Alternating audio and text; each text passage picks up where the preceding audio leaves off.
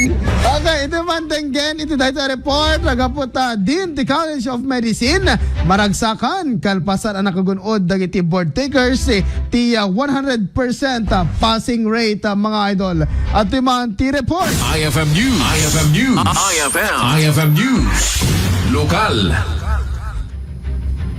Gaputi kinasirib dagiti board takers ken disiglat dagiti mga sursuro iti College of Medicine ti Mariano Marcos State University ket nakapasa dagiti siya mga board takers iti 2025 October licensure examination for physicians kuna ni Dr. James Patrick Peralta din ti College of Medicine ket sana nagbalin ang nalakad ti panagna dagiti board examiners gaputa idi asimrekdan iti College of Medicine ket isun ti rugina anang milida ken adun ti nabubos alwa linget ken sana panaturog gaputi adadalinda bagati din amaragsakan isuda kang runaan na kadagiti kakaduan anang isuro kadagitoy tapno agbalinda a doktor iti agdama. Masaya pa rin naman so as always kasi we've been having 100% since 2021 2020 and we had only 3 events wherein we were not able to have 100% passing rate, but now again we started again to have 100%.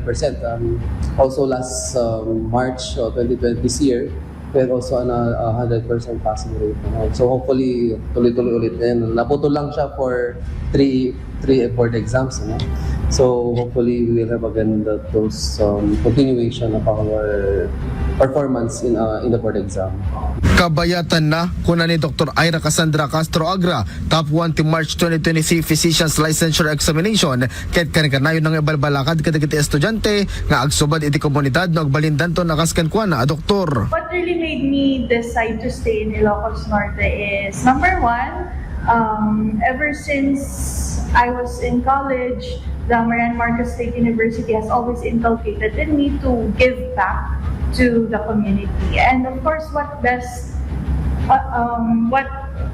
more could be done than to enroll here at Mariano Marcos State University and then serve in the community of Ilocos Norte.